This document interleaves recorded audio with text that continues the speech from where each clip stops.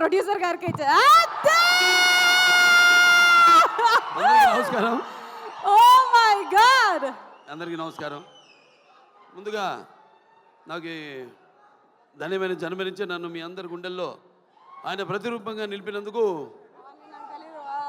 దైవాంశ సంభూతుడు, అలాగే విశ్వానికి నట విశ్వరూపం ఎలా ఉంటుందో చూపించిన కారణ జన్ముడు, నా తండ్రి, నా గురువు, నా దైవం నందమూరి తారక రామారావు, విశ్వవిఖ్యాత నట సార్వభౌమ నటరత్న కళాప్రపూర్ణ డాక్టర్ పద్మశ్రీ నందమూరి తారక రామారావు గారికి ఆయన 101వ ఈ జయంతి సందర్భంగా ఆయనకి ఘన నివాళులు అర్పించుకుంటూ, అలాగే ఈ యొక్క కార్యక్రమం సీతాల ఎంటర్టైన్మెంట్స్, అలాగే శ్రీకర్ స్టూడియోస్, దాని తర్వాత 14 ఫార్చ్యూన్ 4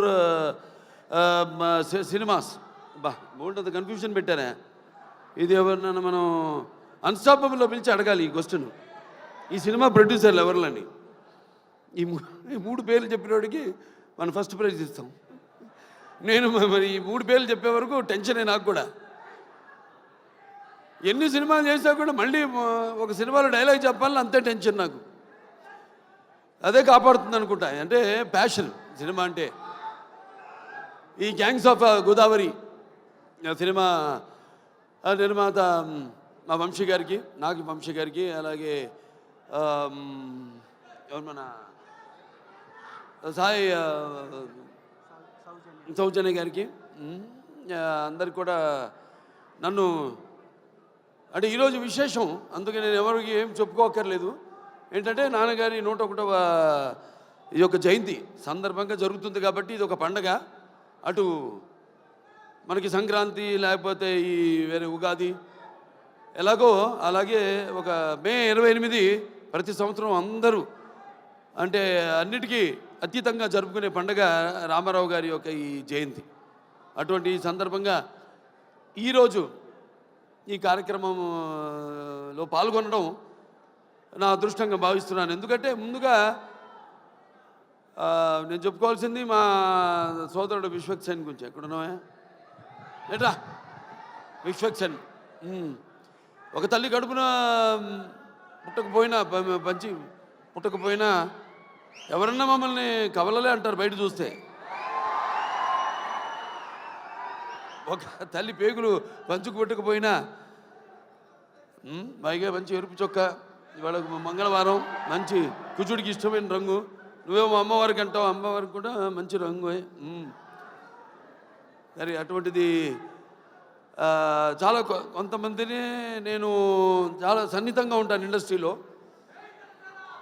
ఒకటేమో సన్నిహితం ఉంటే అదే మాకు టైం దొరకదు. అతను ఎప్పుడు వర్కహాలిక్, ఎప్పుడు వార్ ఫుట్టింగ్లో ఉంటాడనమాట మనిషి. అంటే నాతో పోటీ పడుతుంటాడు వయసులో. అయినా నేను చిన్నవాడిని అతనికంటే. నా అన్న అటువంటిది.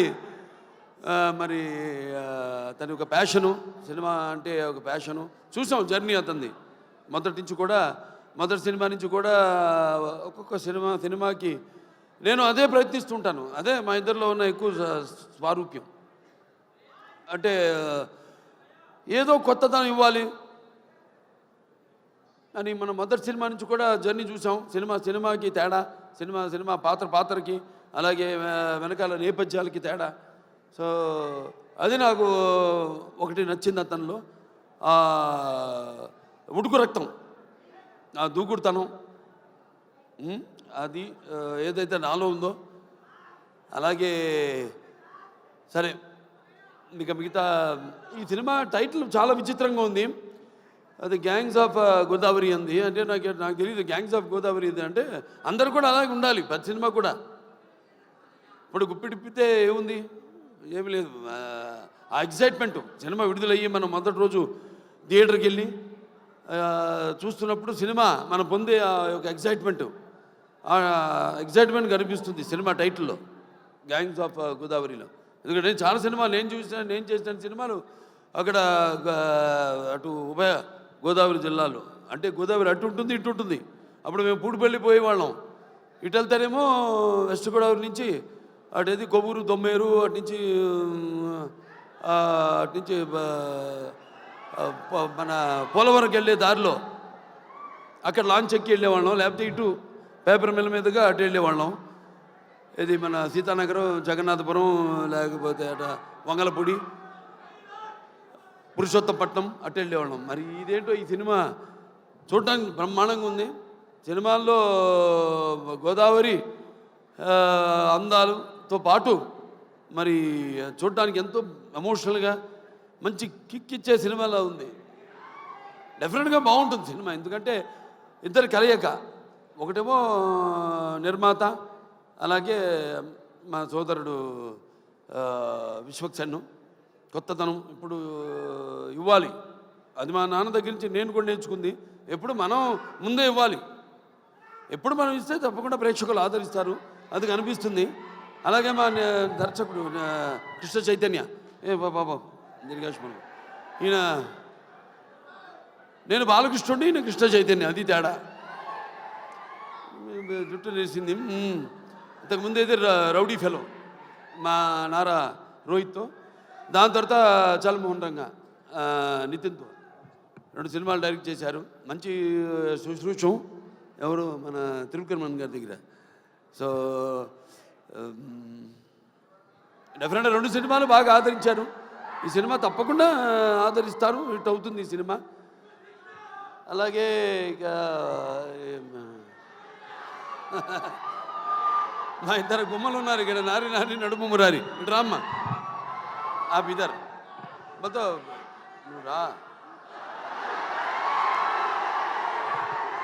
ఈవిడేమో కత్తి, ఈవిడేమో ఖతర్నాక్. కత్తి అంటే తెలిసిపోతుంది, కత్తితో పొడి చేస్తుంది డైరెక్ట్గా. పాపం వెన్నుపోట్లు తెలియవు. ఈవిడ ఖతర్నాక్ అంటే మనకు తెలియదు, పొడుస్తా పొడవదా అని. నిన్న చూడండి, అదేది కత్తులతో కాదు కంటి చుప్పుతో చంపేస్తాను నేను, ఆ టైపు. అంటే ఖాతిలి నహీ దిల్దార్ భీ హై, కత్తిని చూసి ఏ షాఖే గుల్ భీ హై, తల్వార్ భీ హై. ఎక్కడ మన ఈయన లోకంలో ఈయన ఉన్నాడు. నెక్స్ట్ పిక్చర్ గురించి మాట్లాడుతున్నాడు అక్కడ. ఏ ఖాతిలి నహీ దిల్దార్ భీ హై, కత్తిని చూపించి ఏ షాఖే గుల్ భీ హై, తల్వార్ భీ, ఆ టైప్. అంటే క్రిమినల్లే కాదు, ఖాతిలి నహీ దిల్దార్ భీ హై, కొంచెం మనసు వెన్నలాంటిది పాపం. నా టైపే. నాకంటే ముందు మీరే చూసిరు సార్ ఆ మనసు. ఏ షాఖే గుల్ భీ హై అంటే ఒక పుష్ప గుచ్చంలా కనిపిస్తుంటుంది, లేకిన్ దిల్దా కానీ మర్చిపోతుంది కత్తని, ఆ టైప్. సో మంచి అనుభవం ఈ అమ్మాయితో మన సినిమా డిక్టేటర్ యాక్ట్ చేయడం. ఎందుకంటే ఇద్దరం ఒకే టైపు, ఎమోషను మాలో ఉన్న ఆవేశం అయితే ఏమి, బబ్లింగ్నెస్ అయితే ఏమి, రెండు కూడా మ్యాచింగ్. నేను అదే బ్యాషోలోకి వెళ్తే భయపడ్డు కదా, ఇప్పుడు బ్యాషోలో లేను కాబట్టి. సార్ అలాగే అమ్మాయి కూడా నేహా శెట్టి, డీజే టిల్లు, మొదటి భాగంలో డీజే టిల్లునే అతని చేత వణికించి చెమటలు పట్టించిన పాత్ర చేసి మరి అందరి మనసులో సుస్థిరంగా స్థానాన్ని సంపాదించుకుంది. సో వాళ్ళిద్దరు పాత్ర గురించి చెప్పాడు ఆయన, విశ్వక్సేన్ గారు అలాగే డైరెక్టర్ గారు చెప్పారు. ఎందుకంటే నాకు సినిమా గురించి తెలీదు. చూసిన తర్వాత మళ్ళీ నెక్స్ట్ ఈ యొక్క సినిమా విజయోత్సవ సభలో మాట్లాడతాను, ఈ సినిమా విజయోత్సవ సభలో మాట్లాడతాను. చప్పట్లు కొట్టు అందరినన్నా. సరే, ఈయనేమో ఎవరు బ్యాకింగ్ లేదన్నారు, ఎవరో ఇందాక. ఎందుకు లేరు? నేను కాదు, వాళ్ళ అమ్మ నాన్నగారు ఉన్నారు.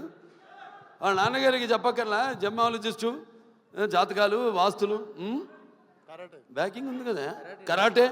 ఇంత బ్యాకింగ్ పెట్టుకుని అసలు బ్యాకింగ్ లేదని పబ్లిసిటీ చేయిస్తామండి అందరి చేత, సింపతి కోసం. మీ నాన్న నాకు చెప్తుంటారు, మా అక్క గారి దగ్గరే జమాలజీ నేర్చుకుంది, దగ్గుబాటి పురంధరేశ్వరి గారి దగ్గరే. ఆవిడకి ఇన్స్టిట్యూట్ ఉంటుంది.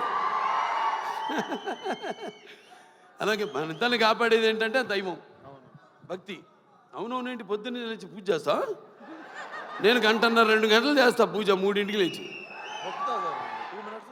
అదేలే, మిగతా అంతా అమ్మగారు నాన్నగారు మొక్కుంటానుగా, మా వాడు బాగుండాలని. సంతానాభివృద్ధికి దూరీకృత్వా పిశాచార్తిం జీవైత్వా మృతం సుతం యో భూత భీష్ట సిద్ధ సన సంతతి వృద్ధి కుర్తు అంటారు. మావాడు ఉన్నాడు మోక్షు, వాడు రావాలి రేపు ఇండస్ట్రీకి. మోక్షకి వాడు మిమ్మల్ని అందరినీ ఇన్స్పిరేషన్ తీసుకోవాలి. నేను అంటా, నన్ను తీసుకోవద్దు ఎప్పుడు అంటాను. మీరు చాలామంది బాధపడచ్చు అభిమానులు, నన్ను ఎప్పుడు తీసుకోవద్దు. మీ తాతనే మీకు అన్ని ఎవ్వరు అక్కర్లా, నీకు కుర్రాళ్ళు తీసుకో, శిక్షణ తీసుకో, లేకపోతే ఒక మా గ్యాంగ్స్ ఉన్నారుగా, మీకు గ్యాంగ్ గోదావరి గ్యాంగ్ లాగా మన గ్యాంగ్ ఉంది కదా, అది వాళ్ళు మన గ్యాంగ్ లేలే. ఇది మన అడివిశేషు కానీ లేకపోతే ఈ సిద్ధు జొన్నలగడ్డ కానీ మన గ్యాంగ్ తీసుకోవాలి. ఇన్స్పిరేషన్గా తీసుకుని నేనున్నా, నీకు అందులో భయం లేదు. నేను 20 సంవత్సరాల ముందు ఆలోచిస్తుంటా, ఇప్పుడు మా నాన్నగారిలాగే.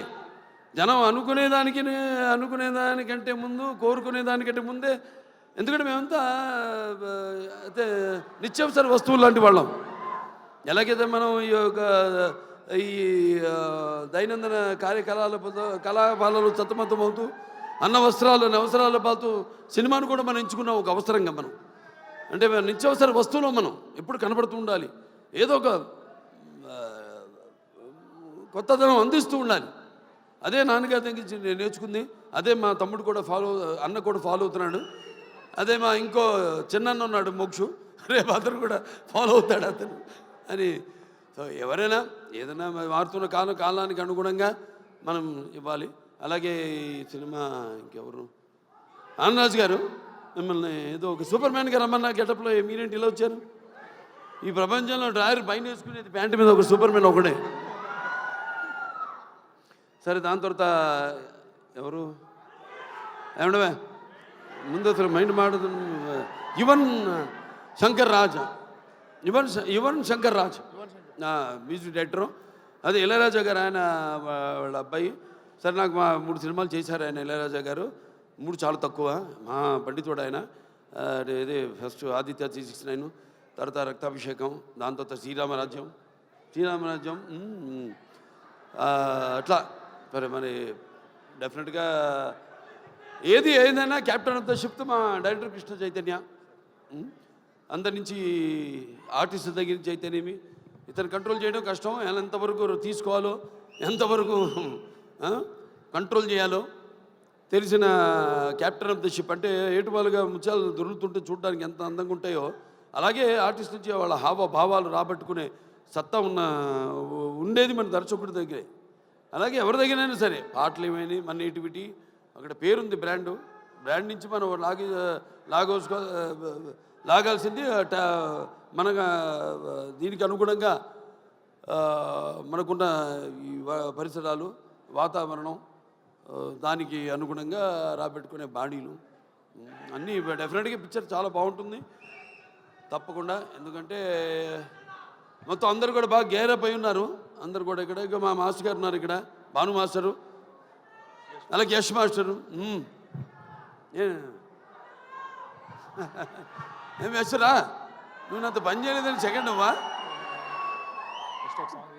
చేద్దాం తప్పకుండా. సో బాగుంది చాలా. ఇవాళ 2 పండుగలు, ఒకటి ఆయన పుట్టినరోజు జయంతి సందర్భంగా ఎంతోమంది అభిమానులు వచ్చారు ఇవాళ.